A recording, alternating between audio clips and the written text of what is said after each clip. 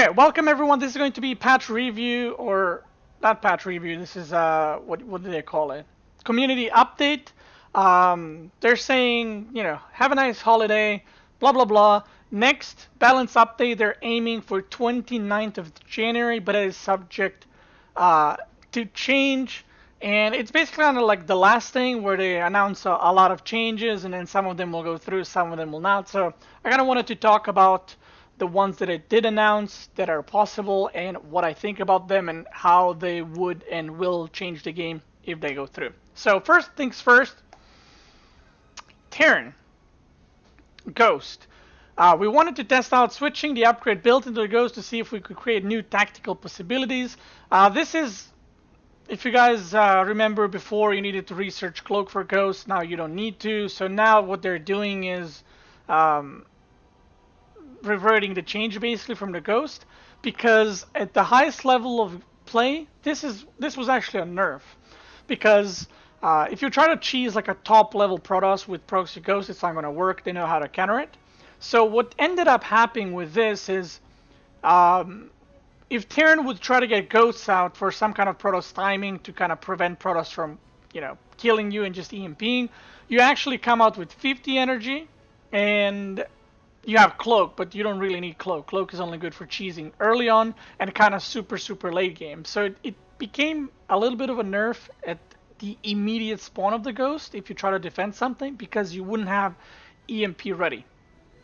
So they're basically just reverting that change. It's going to be like the old one. So rip Ghost cheese at lower leagues, at my leagues, and so on, because it probably won't be used anymore at all, which I guess Protoss players are happy about.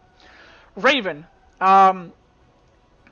So they're struggling with the Raven quite a bit, at which position to put it in. It's like a support unit, but it's kind of useless. They're saying that a lot of people are just choosing to put on Reactor and just produce Liberators, Medevacs, and Vikings instead of Raven, because you need Tech Lab and it's not really worth to get it, which is true in most matchups.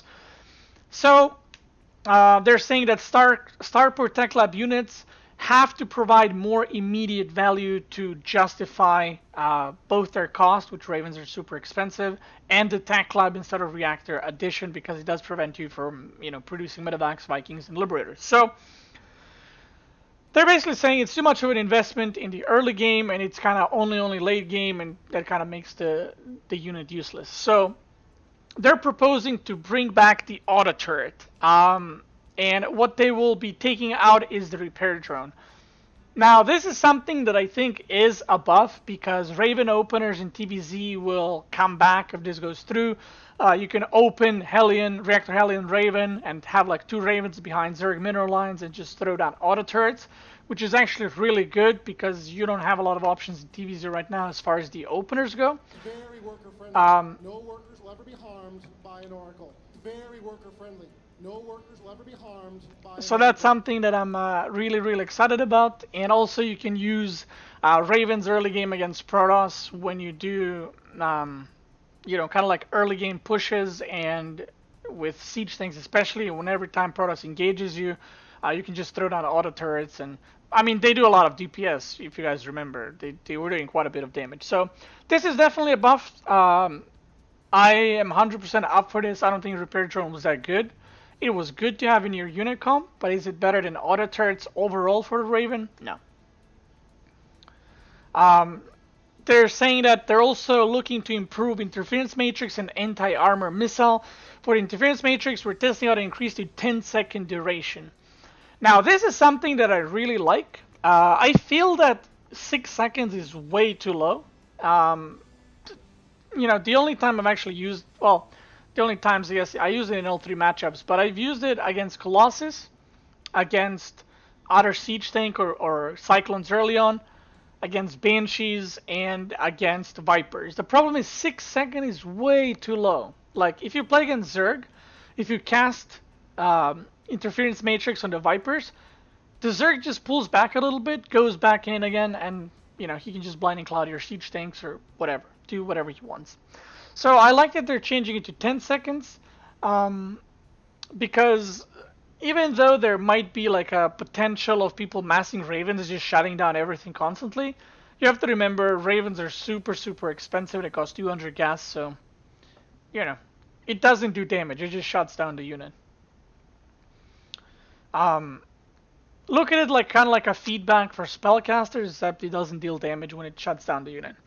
Um, and they're also saying um, that the anti-armor missile, which is I still call it a seeker missile, it's too difficult to land effectively, which often makes it too risky to purchase, given how expensive it is. We're testing a number of changes, which include reducing its energy cost to 75, increasing its blast radius, and eliminating its startup phase, allowing the missile to start moving towards the target as soon as it's executed. Now, I think the increasing blast radius is definitely the worst one, simply because if you cast one Seeker missile, they're gonna just move the unit away. The blast radius won't do anything. But if you have like 10 ravens, the blast radius won't do anything because with 10 ravens, you just Seeker missile everything, and then the armor debuff gets spread on every single unit. So again, it doesn't really matter. So I think that's probably the worst change they can do. Now the other two have the potential to break the game. As much as I would love to see this happen, like I would love to see this happen, making the Seeker missile 75 energy would make it so that every Raven has 2 Seeker missiles. And yes, Seeker missile does 30 damage right now, but with every Raven having 2, it would do 60 damage. And it launches a lot quicker than when it used to. The old Seeker missile that was doing, what was it, 125 damage, 130? So it would almost feel like it's back to the old one, because it trades out damage for launching faster, which means it will almost always land, which is very nice. Plus, you're going to have it 75 energy, which means you can cast it with the upgrade to start with more energy. You can cast it instantly, which is also pretty sick. The other change that they're considering is startup phase, which means allowing the startup phase to basically skip. So the moment you cast it, the missile will move forward. For those who have played Wings of Liberty and Heart of the Swarm, that's how Seeker Missile was. The moment you cast it, the Seeker Missile flies. There's no delay. There's no activating time. It just goes. If they go towards this, it's kind of like, it makes it 100% impossible to dodge, especially in the late game when if you have like 20 Ravens, you can probably just one-shot everything. So I think those two changes have the potential to break the game. So I'm not sure I would have to play games, but I do agree that the Raven does need a buff, and I'm glad they're, kind of testing more and more with it. Zerg. Hydralisk. Hydralisk currently contains a powerful mid-game against Terran Protoss. I'm not going to read everything. Basically what they're saying is Hydras are too good in the mid-game, they're hitting too quick, and they're too good against mid-game units from both Protoss and Terran. So what they're doing is not nerfing any statistics or stats or damage or whatever.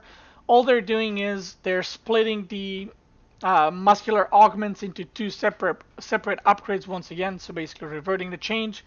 And it will cost 100 and 100 each. So muscular augments right now is 150, 150. So this will also make the upgrades more expensive by 50 minerals and 50 gas when you count them together.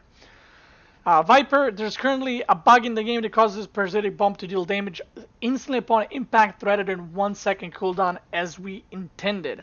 So this is actually a fix, a bug fix, but it's actually a nerf, which, I hate Vipers, so great.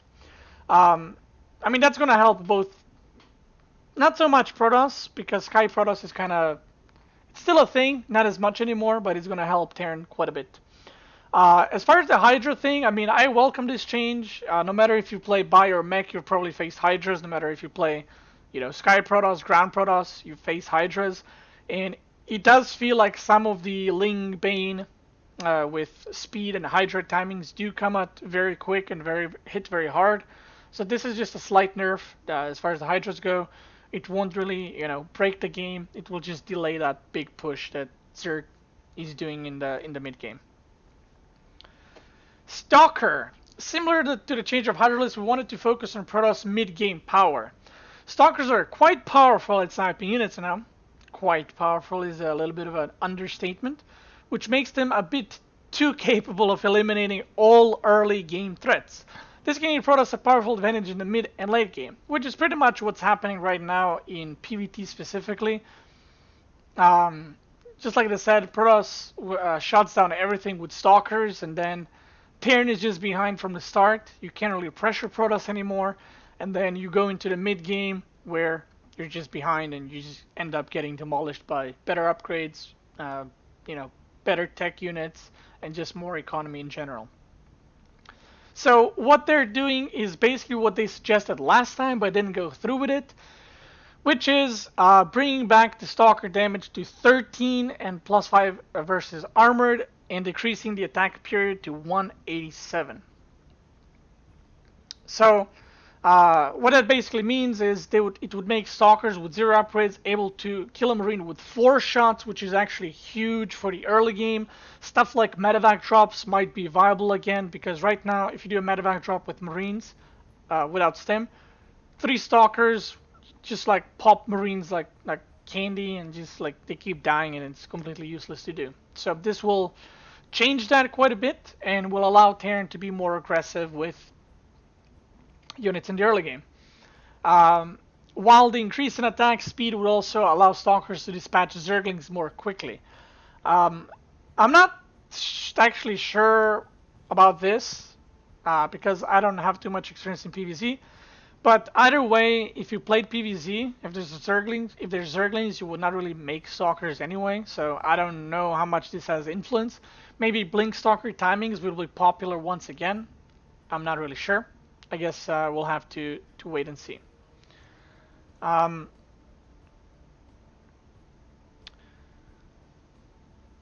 Oh yeah, also this damage change means that upgrades will have +1 damage to base and +1 to armored instead +1 to base damage, +2 to base damage.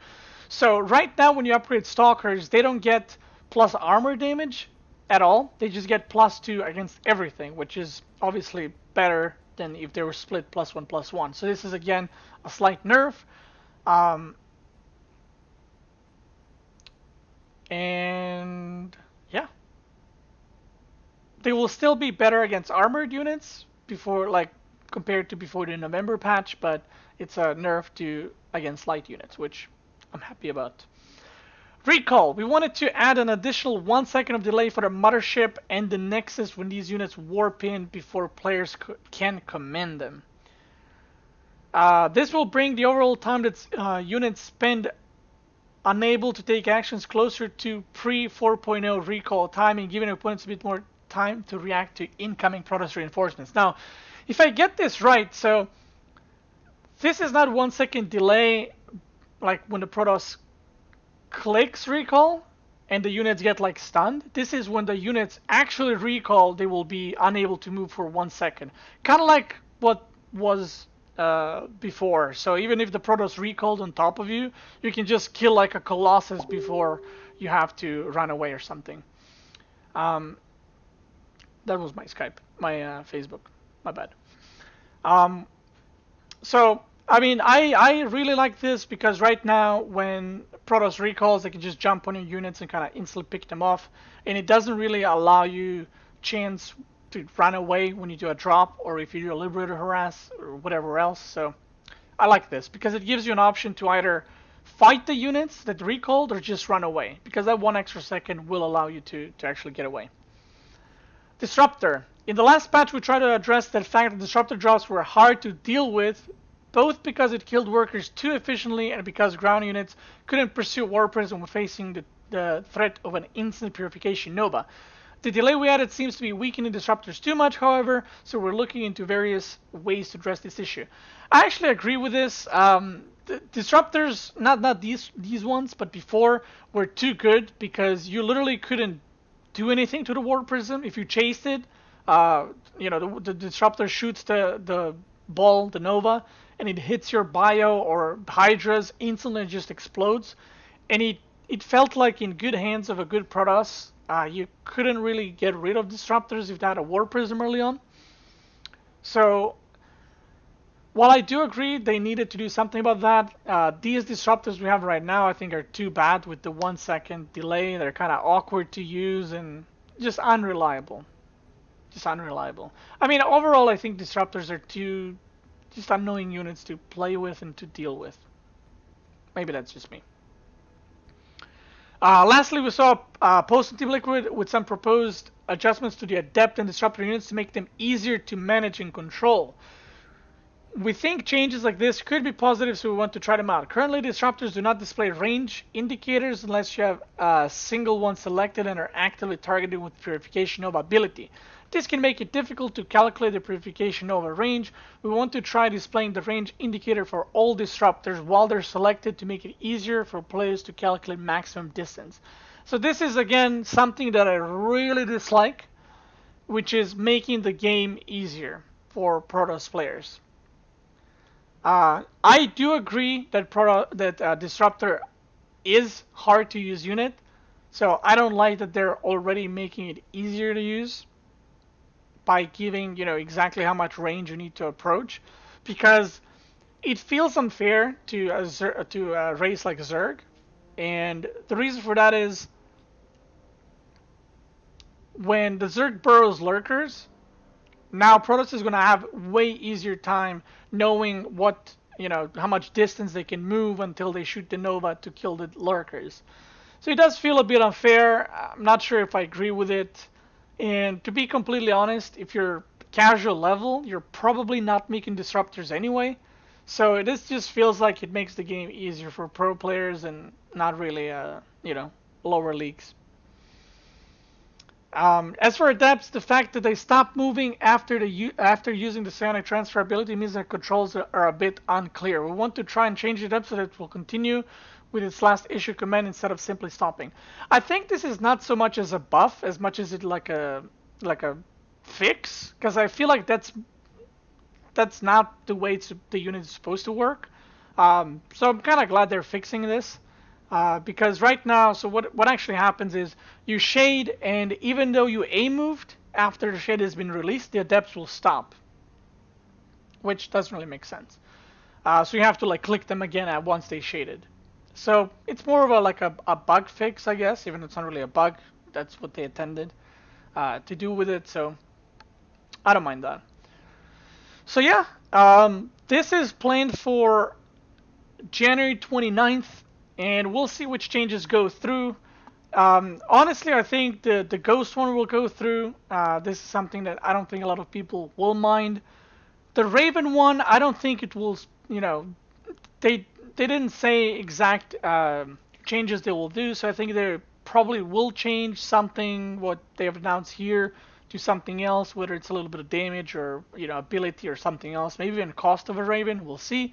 Hydra one, I definitely agree with, and again, it's not severe change where it's, game breaking. Viper, pretty good nerf, 10 out of 10. The one that I'm most curious about is the Stalker one, to see how it will turn out. Because basically what happens is the DPS of the Stalker, I think, remains the same. Just the way it shoots will be different, and Protoss players will have to kind of relearn the stutter step with the Stalkers because their attack speed will be moving, so we'll see how it is. Overall, I like the changes. I think they're good, and they're leading in a positive direction. And one of the things I would really like to see is Marauder change, damage nerf being reverted, and something done with the Zealots, because I think Zealots right now are really good against both Zerg and Terran. So, yeah, that's it. Thank you guys for watching. I hope you enjoyed that patch review. Have a nice day, and I'll see you guys next time.